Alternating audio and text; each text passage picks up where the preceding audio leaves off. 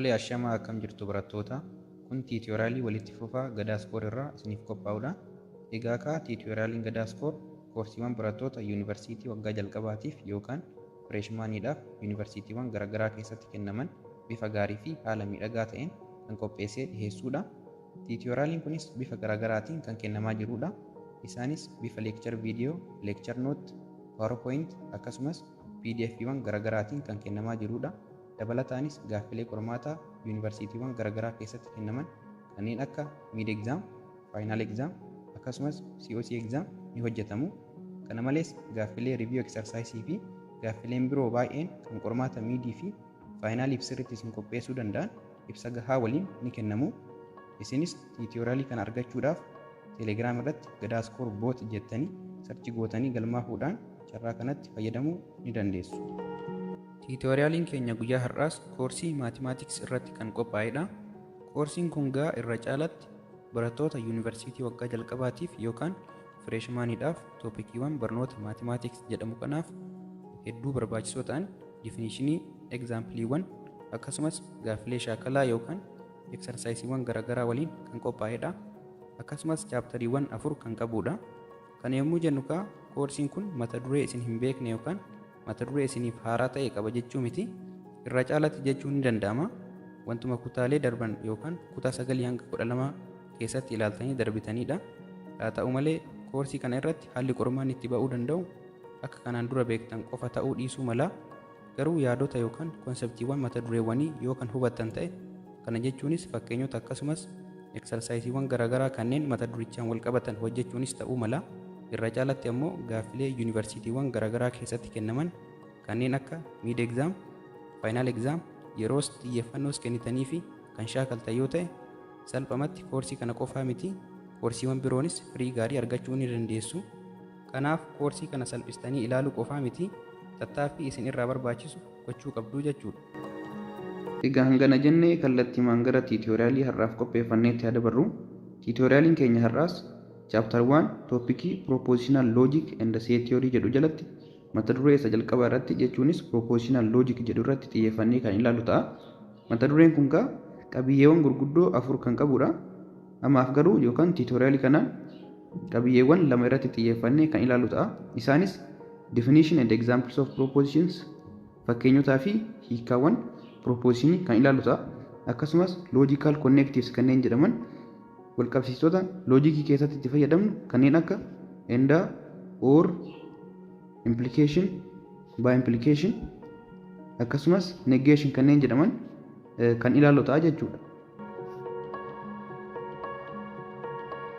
Propositional logic. Propositional logic is a formal system for analyzing reasoning and arguments. Propositional logic yogguu jennu saayinsii damee maatimaatiksii akkasumas damee filosoofii ta'e saayinsii yaadolee sababeeffamuu danda'aniiti. Saayinsiidha yogguu jennu saayinsii akka fiiziksii akkasumas akka baayoloojii fi akka keemistiriitti miti.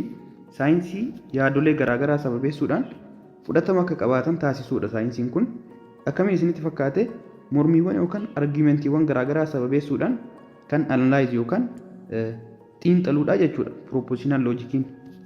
Kun ammoo keessattuu maatimaatiksii keessatti fakkeenyaaf hima kana fudhadhaadha. All triangles have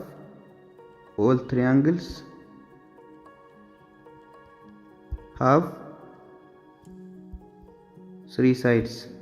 Hima jedhu kanarraa triangiliin kamuu saayidii 3dha kan inni qabu yookaan roga 3dha kan inni qabu. Kun triangilii yoo ta'e wanti boca triangilii qabu kamuu roga 3dha kan inni qabu jennee murteessuu ni dandeenya. Evidensii kanarraa kaanee yookaan ragaa kanarraa kaanee jechuudha. Propositional logic jechuun mormii dhiyaatuuf ragaa kan kennuudha yookaan kan dhiyeessuudha jechuudha. Definition and examples of propositions. A proposition or a statement is a sentence which has a truth value, either true or false, but not both. Proposition yookaan statement yogguu jennu himoota dhugaadha yookaan sobadha jennee adda baasuu dandeenyudha yookaan yes or no yookaan sirriidha yookaan sirrii miti jennee adda baasuu dandeenyudha jechuudha. Garuu dhugaas ta'ee sobas ta'uu kan hin dandeenyedha. Fakkeenyaaf hima kana fudhadhaame cats can fly. Cats can fly. Adurreen akkuma beekamu balali'uu hin dandeessu. Kun amma seentensiidha. Seentensii gatii dhugaa yookaan truth value mataa isaa qabudha. Hima kana sirriidha yookaan sirrii miti jennee murteessuu dandeenya. Fakkeenyaaf himni kun falsiidha yookaan sobadha jennee murteessuu dandeenya. Maaliif adurreen balali'uu waan hin dandeenyeef. Proposition jechuunis yookaan statementii jechuunis himootuma haala kanaan jiranidha. Kana jechuun dhugaadha yookaan sobadha, sirriidha yookaan sirrii miti jennee himoota murteessuu dandeenyudha. Garuu truus ta'anii yookaan dhugaas ta'anii falsiis ta'uu kan hin dandeenyedha yookaan sobas ta'uu kan hin dandeenyedha bakka tokkotti. Every proposition has a truth value. Propositionoonni kamuu truth value mataa isaanii qabu. Kana jechuun tiruudha yookaan falsiidha jedhamanii kan adda bahuu danda'anidha. Confusionii homaatuu uumuu hin danda'an. Fakkeenyaaf hima kana asirratti yoo ilaaltan adurreen balali'uu dandeessi. Hima kana sirriidha yookaan sirrii miti jennee murteessuu dandeenya. Sirriidha jechuudhaaf yookaan dhugaadha jechuudhaaf T kaapitaalii kanaan akkasumas sobadha yookaan falsiidha jechuudhaaf F kaapitaalii kanaan bakka buusnaa jechuudha. Kan biraa asirratti wanti beekuu qabdan truth value gatii dhugaa jechuudha. Gatii dhugaa. The truth or falsity of a statement is called its truth value. Sirrii ta'uu yookaan sirrii ta'uu dhabuun hima tokko maal jedhama? Truth value yookaan gatii dhugaa jedhama. Fakkeenyaaf today is Monday. Guyyaan har'aa guyyaa wiixataati. Yoo guyyaan har'aa guyyaa wiixataa kan ta'u ta'e dhugaadha jenna. Yoo guyyaa wiixataa kan hin taane ta'e ammoo falsiidha jenna. Kanaafuu himoota haala kanaan jiran truth value isaa turuudha yookaan falsiidha jennee murteessuu ni dandeenya jechuudha. Kana jechuun true false kan jedhu kun truth value jedhama jechuudha. Truth value hima kanaati jechuudha. Akkasumas 2 + 2 is equals to 5. Lama eda'u lama akkuma beekamu afuri malee 5 nuuf kennuu hin danda'u. Kanaafuu falsiidha yookaan soba jennee murteessuu dandeenya. Akkasumas 2 is an even number hima jedhu kana yoo fudhannee ilaalle himni kun dhugaadha. Maaliif lakkoofsi lama lakkoofsa guutuudha. Lakkoofsa guutuu kanneen jedhaman 0, 2, 4, 6, 8 kanneen jedhamanii lakkoofsonni kunniin lakkoofsa guutuudha. Kanaafuu lakkoofsi lamas lakkoofsota kanneen jidduutti waan argamuuf turuudha yookaan dhugaadha jennee murteessuu dandeenya. Truth value T jenneetiniin bakka buusna yookaan gatii dhugaa turuu qabaa jennee bakka buusna. Akkasumas Hayilee Gabrasillaasee weighed 45 kg when he was 20 years old. Hima kana akkanumatti ilaallee himni kun dhugaadha yookaan sobadha yookaan turuudha yookaan falsiidha jennee murteessuu hin dandeenyu. Garuu carraa dhugaa ta'uu yookaan soba ta'uu qaba. Himni kun himni kamuu proposition yoo ta'e yookaan turuu ta'a yookaan falsii ta'a. Garuu turuus ta'e falsiis ta'uu hin danda'u. Kanaafuu himni kunis yookaan dhugaa ta'a yookaan soba ta'a. Garuu dhugaas ta'e sobas ta'uu hin danda'u. Dhugummaa hima kanaa ka adda baasuudhaaf maal fayyadamna? Galmee seenaarraa ilaaluu qabna dirqama. Odeeffannoo dabalataa barbaada jechuudha himni kun.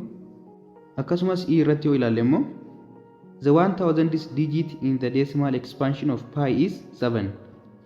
Digitiin 1000ffaan pi 7dha jedha himni kun. Akkuma beekamu piin gatiin ishii 3.14 akkas jedhaata deema. Digitiin 1000ffaan pi kana 7dha jedha himni kun. Hima kana akkanumatti ilaallee turuudha yookaan falsiidha jennee murteessuu hin dandeenyu. Dirqama information yookaan odeeffannoo dabalataa argachuu qabna jechuudha. Kana immoo weebsaayitiiwwan garaagaraa ilaaluu dandeenya, intarneetii irra ilaaluu dandeenya, akkasumas kaalkuleetariiwwan maatimaatiksii irra ilaaluu dandeenya jechuudha. Ergasiidha kan truth value hima kana argachuu dandeenyu yookaan true jenna yookaan falsii jenna jechuudha. Note sentences which express wishes or hopes, opinions as opposed to facts, commands, questions, exclamations are called neither of the two, T or F. Asirratti wanti hubachuu qabdan himni kamuu himuma ta'eef propositionidha jennee murteessuu hin dandeenyu. Maaliif dirqama true yookaan falsii jennee yoo murteessuu dandeenyu qofaadha kan propositionidha. Himni kun proposition jechuu dandeenyu. Kana jechuun ammoo himni ergaa dabarsuu danda'u kamuu proposition jechuu miti.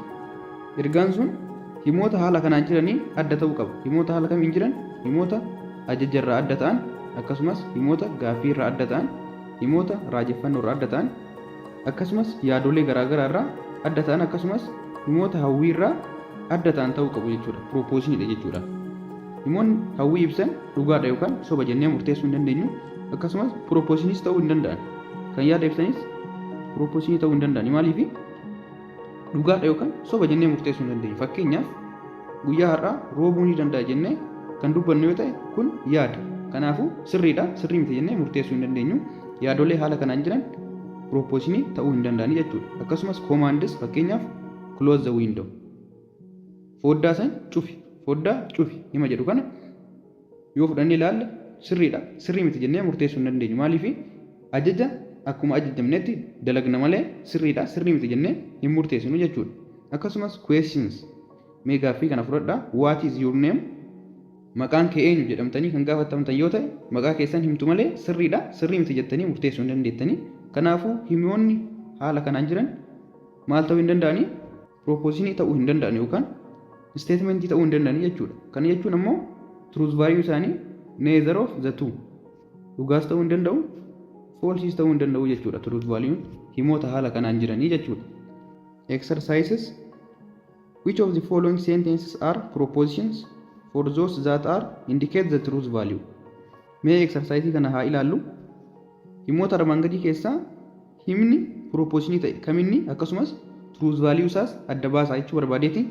Mee irratti haa ilaallu. 123 is a prime number. Lakkoofsi 123 kun lakkoofsa kopxiidha jedha. Hima kana dhugaadha yookaan soba jennee murteessuu waan dandeenyuuf maal jechuu ni dandeenya? Himni kun propooziiniidha. Propooziinii erga ta'e ammoo truth value isaa indicate gochuu qabna. Maaliifi propooziiniin qabu truth value mataa sana danda'e waan qabuuf yookaan dhugaa ta'a yookaan soba ta'a. Kanaafuu himni kunis dhugaadha yookaan sobadha jennee murteessuudhaaf lakkoofsi 123 jedhamu kun lakkoofsa kopxiidha moo lakkoofsa kopxii miti jennee adda baasuu qabna. Lakkoofsota kopxii yogguu jennu kaa lakkoofsota hirmaattota lama qofa qabanidha. Kana jechuun ammoo lakkoofsota tokkoo fi mataa isaaniitti hiramanidha jechuudha. Lakkoofsi kun ammoo meeqaa hirama? Tokkoon hirama, sadiin hirama, 41 hirama, akkasumas mataa isaa 123 hirama. Kanaafuu himni lakkoofsi 123 lakkoofsa kopxiidha jedhu kun foolsiidha jechuudha. Maaliif lakkoofsa kopxii miti. Hirmaattota lamaa ol wanta qabuufi jechuudha. Lakkoofsota kopxii kanneen jedhaman lakkoofsota akka 7, 5, 11, 13 lakkoofsota akkanaati malee lakkoofsa haala kanaan jiru miti. Maaliif 7 fudhannee kan ilaallu ta'e lakkoofsi 7 tokkoon hirama akkasumas 7 mataa isaatiin hirama. Lakkoofsota hirmaattota lama qofa qaban yookaan faaktarii lama qofa qabanidha kan lakkoofsa kopxii yookaan prime number jennuuni jechuudha. Baarratti ilaalle immoo 0 is an even number. Lakkoofsi 0 lakkoofsa guutuudha jedha. Kun propooziiniidha. Maaliif dhugaadha jennee yookaan soba jennee murteessuu dandeenya wanta ta'eef hima kana fudhannee ilaalle himni kun dhugaadha moo soba? Dhugaadha yookaan turuudha jennee murteessuu dandeenya. Caarratti yogguu ilaalle immoo x square minus 4 is equals to 0 jedha. Hima kana akkanumatti ilaalle dhugaadha yookaan soba jennee murteessuu hin dandeenyu. Maaliif dirqama informationii dabalataa barbaada jechuudha. Gatii xaa kan nuuf kennu osoo ta'e haala salphaadhaan hima kana dhugaadha yookaan soba jennee murteessuu dandeenya. Fakkeenyaaf gatiin xaa negatiiva 2 osoo kan nuuf jedhu ta'e negatiiva 2 kana bakka xaa kana buusnee hima kana dhugaadha yookaan soba jennee murteessuu dandeenya. Garuu akkanatti ilaalle hima kana murteessuu hin dandeenyu. Kana jechuun propooziinii miti jechuudha. Daaratti yogguu ilaalle immoo multiply 5x plus 2 by 3. Shanxaa eda'uu 2 3 baay'isaadha kan jedhamne kun amma koomaandiidha yookaan ajajadha kun amma shanxaa eda'uu 2 3 baay'isaadha kan jedhamne malee hima kana dhugaadha moo soba adda baasaa hin jedhamu. Kanaafuu hima kana not proposition jechuu ni dandeenya. Not proposition. Propooziinii ta'uu hin danda'u. Kanaafuu dhugaadha yookaan soba jennee murteessuu hin dandeenyu. Neither true nor false ta'a jechuudha kun. Irratti yogguu ilaalle immoo what an impossible question. Kun amma hima raajeffannoodha yookaan gaafii akkam ulfaatuudha jedhee raajeffatutti jira. Kanaafuu kanas dhugaadha yookaan soba jennee murteessuu hin dandeenya. Akkuma gubbaa kanatti ilaalle commands, questions, exclamations kanneen ta'an maal ta'uu hin danda'anii?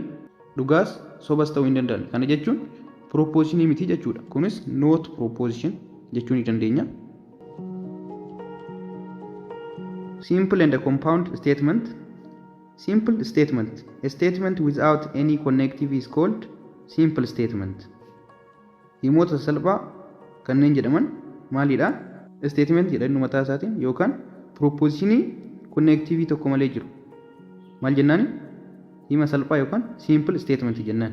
Fakkeenyaaf hima kanaa fudhannu 2 is an even number hima jedhu kan himni kun wal qabsiistuu tokkoyyuu of keessaa hin qabu. Kanaafuu himni kun hima salphaadha yookaan simple statement jedha jennaani. Akkasumas truth value mataa isaanii qaba. Maaliif statement wanta ta'eef proposition dha jennee irra jalqabuma. Kanaafuu hima kana maal jechuu ni dandeenya? Himni kun true dha jennee yookaan false dha jennee murteessuu dandeenya jechuudha. Inni lammaffaan ammoo compound statement himoota wal makoo ta'an yookaan himoota lamaa fi lamaa ol ta'an jechuu barbaadeeti. The proposition formed by joining two or more propositions by connective or connectives is called a compound statement. Compound statement yogguu jennu ka propositionidha. Propositionii maal ta'e? Propositionii simple statementiiwwan yookaan simple propositioniiwwan lamaa fi lamaa ol irraa wal qabsiistuu tokko yookaan lamaa oliin wal qabatedha jechuudha. Compound statement yogguu jennu. Fakkeenyaaf 3 plus 5 is equals to 8 hima jedhuu fi 2 is an even number hima jedhu kana wal qabsiistuu endaadhaan haala kanaan yoo walitti finne sentensii yookaan statementii maalii nuuf kenna? Compound statementii ta'e nuuf kenna jechuudha. Compound statementii maal jedhu? 3 plus 5 is equals to 8 and 2 is an even number hima jedhu kana nuuf kenna jechuudha. Baarrattis yoo ilaalle wal qabsiistuu oorii jedhamuun wal qabatee jira. The truth value of a compound proposition depends on the truth values of its constituent simple propositions. Truth value compound statement yookaan compound proposition fakkeenyaaf truth value hima kana maal irratti hundaa'a? Truth value propositioniiwwan walitti dhufanii irra hundaa'a jechuudha yookaan fakkeenyaaf 3 plus 5 is equals to 8 kan jedhu kanaa fi truth value 2 is an even number jedhu kana irratti hundaa'a jechuudha. Truth value hima guutuu kana. Kana jechuun compound statement yookaan compound proposition truth value isaa barbaaduudhaaf dirqama propositionota isa keessa jiran irratti hundaa'uu qabna yookaan truth value propositionota isa keessa jiran irratti hundoofneeti kan truth value compound proposition murteessuu dandeenyu.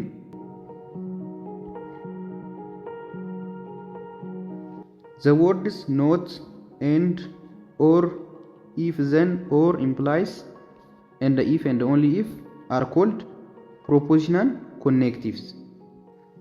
Jechoonni not and or if then or implies and the if and only if jedhan kun maal jedhamu? Propositional connectives jedhamu.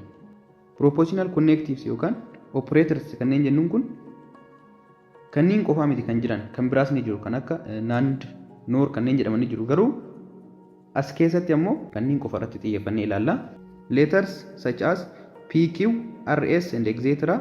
are usually used to denote propositions. Yeroo baay'ee propositionii bakka buusuudhaaf qubeeleen fayyadamnu qubeelee kanniini P, Q, R, S qubeelee jedhaman kanniini. Fakkeenyaaf P 2 is greater than 1. Propositionii P maal jedhaa? Propositionii P kun lakkoofsi 2 irra guddaa lakkoofsa tokkooti jedha. P kun akkamitti nu fayyadee asitti propositionii kana denote nu godhe yookaan bakka nu bu'ee jechuudha. Qubeeleen biroos baay'een ni jiru garuu irra caalaa usually kan fayyadamnu qubeelee kanniini jechuudha. Mee amma ammoo logical connectives kanneen jedhaman tokko tokkoon haa ilaallu. Conjunction yookaan and jechuu ni dandeessu. When two propositions are joined with the connective and, propositionoonni lama yommuu wal qabsiistuu endaadhaan yookaan fiidhaan wal qabatan, the proposition formed is a logical conjunction. Propositioniin nuuf kennuu danda'u yookaan propositioniin uumamu maal jedhama? Propositionii logical conjunction jedhamutu uumama jechuudha. Kun ammoo wal qabsiistuu endaadhaan himoota lama yommuu wal qabsiisne hima maal jedhamu nuuf kenna? Logical conjunction jedhamu nuuf kenna jechuudha. So the logical conjunction of two propositions P and Q is written. Logical conjunction himoota lama haala kamiin barreessina? Haala kanaan barreessina jechuudha. Hima P fi Q jedhamu haala kanaan barreessina jechuudha. Akkasumas read as P and Q or P conjunction Q. Haala kamiin dubbisuu dandeenya? P and Q jennee dubbisuu dandeenya. P conjunction Q jennee dubbisuu dandeenya. P and Q are called the components of the conjunction. P fi Q maal jedhamu componentii conjunction kanaa yookaan logical conjunction kanaa jedhamu jechuudha. P and Q is true.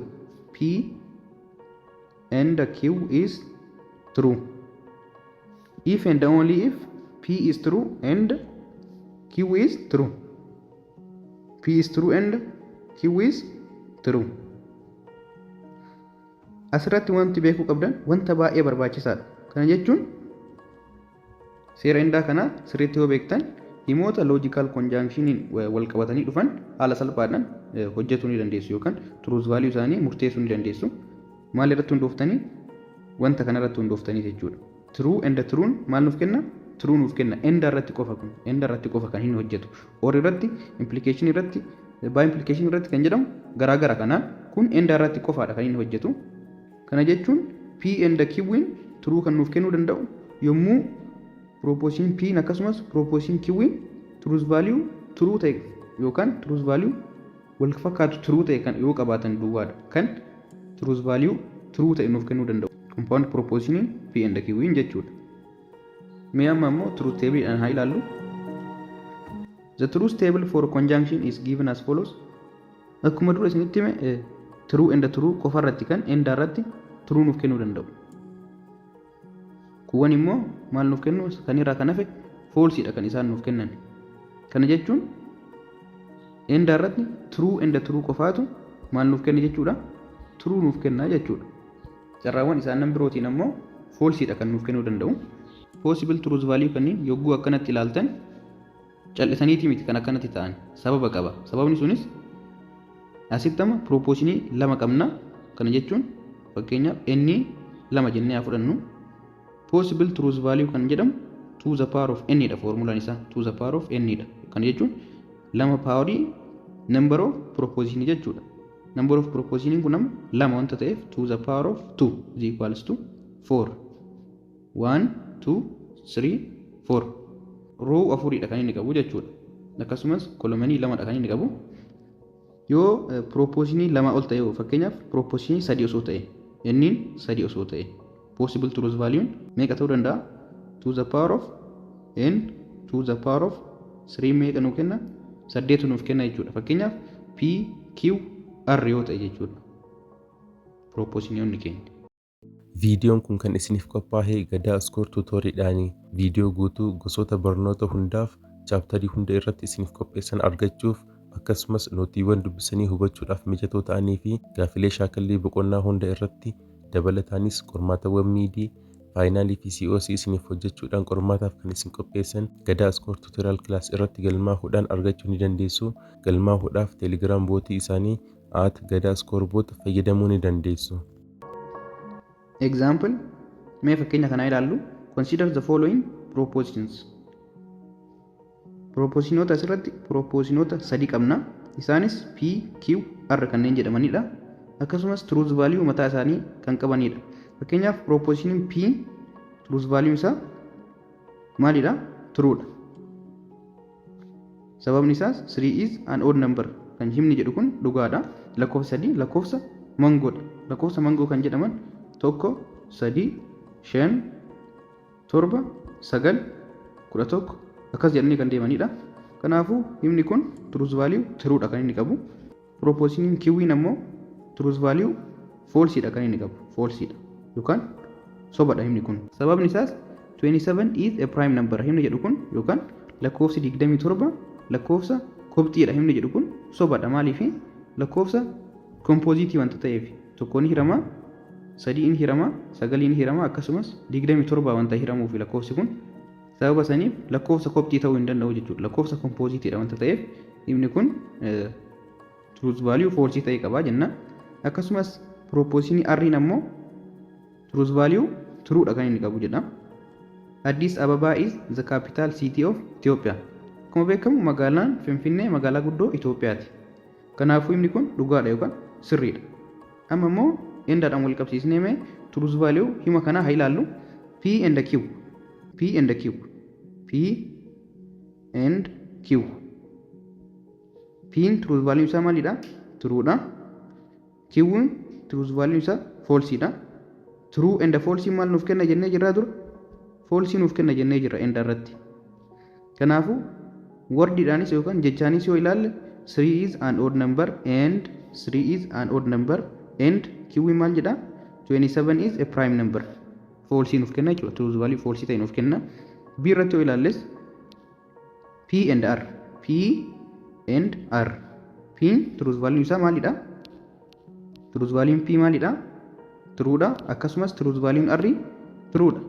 End irratti true and true nammoo maal nuuf kenna jennee jirra? True nuuf kenna jennee jirra. Kanaafu compound proposition kun gatii true ta'e qaba jechuudha.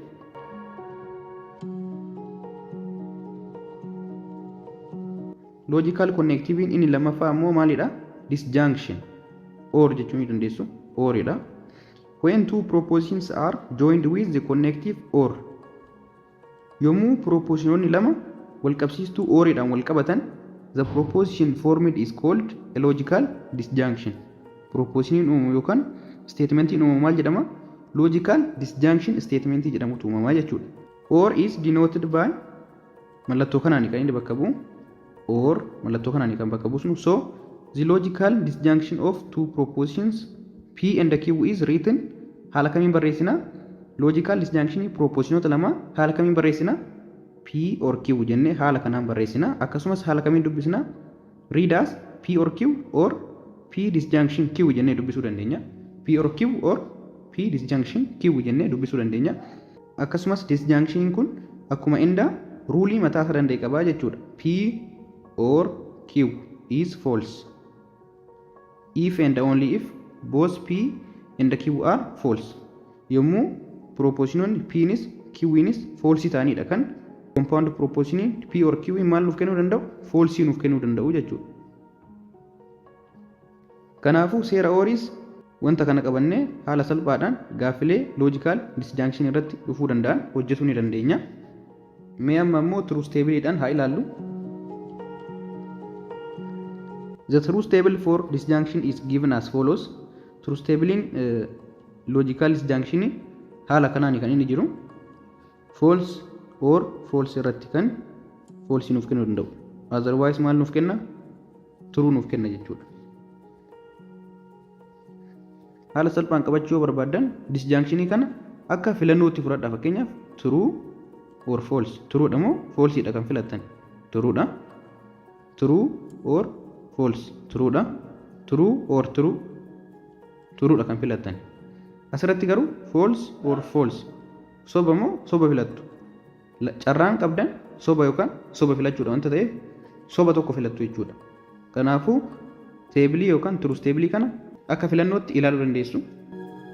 Example mee fakkeenyaan haa ilaallu. Consider the following propositions. Propositionii sadii qabna ammas.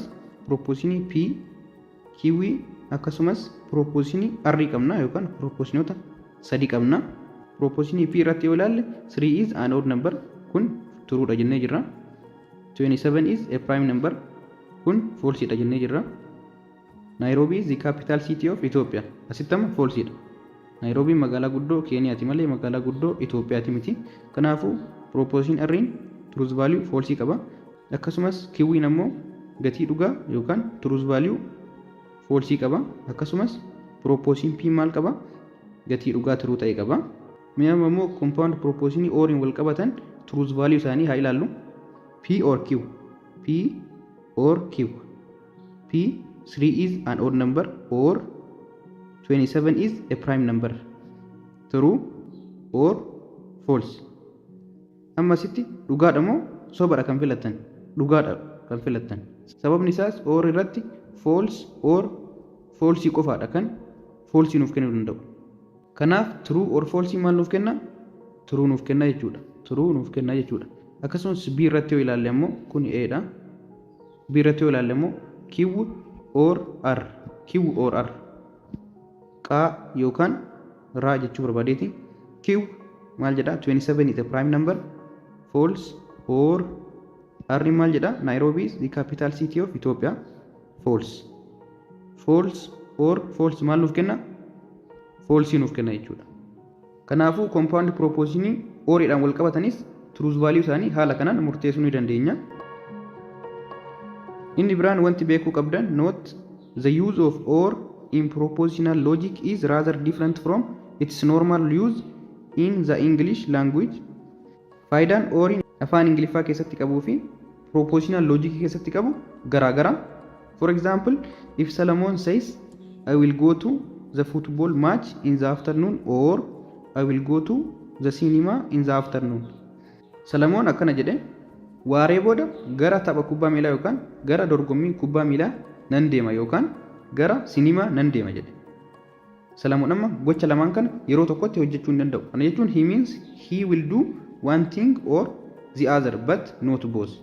Amma asitti Solomon gocha tokko qofaadha kan inni dalaguu danda'u. Gocha lama dalaguu hin danda'u. Kana jechuun here or is used in exclusive sense.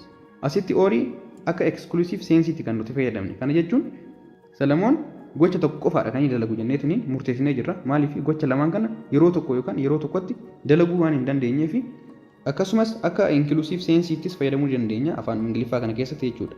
Fakkeenyaaf bara kana gaarreen Arsii yookaan gaarreen Baalee nan daawwadha yoo jettanii kan yaaddan ta'e carraan isin gocha tokko yookaan gocha lamaan raawwachuu waan jiruuf asitti orii akka inclusive sense'itti fayyadamnee jenna.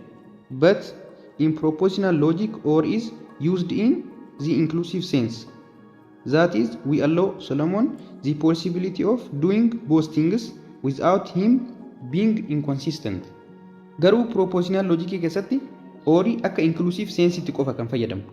Kana jechuun fakkeenyuma gubbaa kana jiru yoo ilaalle Solomon gocha lamaan yookaan carraa gocha lamaan hojjechuu ni qaba jenna jechuudha. Fakkeenyaaf propositional logic irratti P or Q kan true nuuf kennuu danda'u. Fakkeenyaaf true or true irratti true nuuf kennuu danda'a. Kana jechuun yookaan kana fayyadamne yookaan kana fayyadamne yookaan ammoo lamaanuu fayyadamne jechuudha. Egaa akka wanta hanga ammaa ilaalee irratti wanti clear isiniif hin ta'in yoo kan jiraatu ta'e nuun gahuu dandeessu. Tiitooriyaaliin keenya guyyaa har'aas kana fakkaata ture. Hanga tiitooriyaalii itti aanu walitti deebinutti nagaa ta'a. Dhaloota bara teeknooloojii fi ammayyummaa taatanii teeknooloojii barnootaaf yoo fayyadamaa hin jirre baay'ee duubatti hafaa jirtu.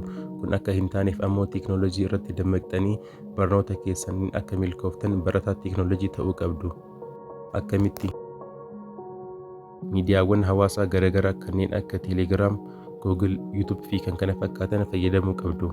Fakkeenyaaf Teelegiraam irratti Gadaa Iskoor Tuutooraal Kilaas koorsiiwwan barattoota yuunivarsiitii waggaa jalqabaatiif yookiin fireeshmaaniidhaaf yuunivarsiitiiwwan garaagaraa keessatti kennaman bifa gaarii fi haala miidhagaa taheen qopheessee gama Teelegiraamiitiin kennaa jira. Gadaa Iskoor Tuutooraal Kilaas irratti barataan galmaa'ee doormii siree isaa irra ciisee yeroo fedhetti tiitooriyaalii Gadaa Iskoor irraa barnoota qophaa'an hunda argachuu ni danda'a. Barsiisaan hafe jedhee hin cinqamu. Barsiisaan boqonnaa kana nu hin barsiisne hin jedhu.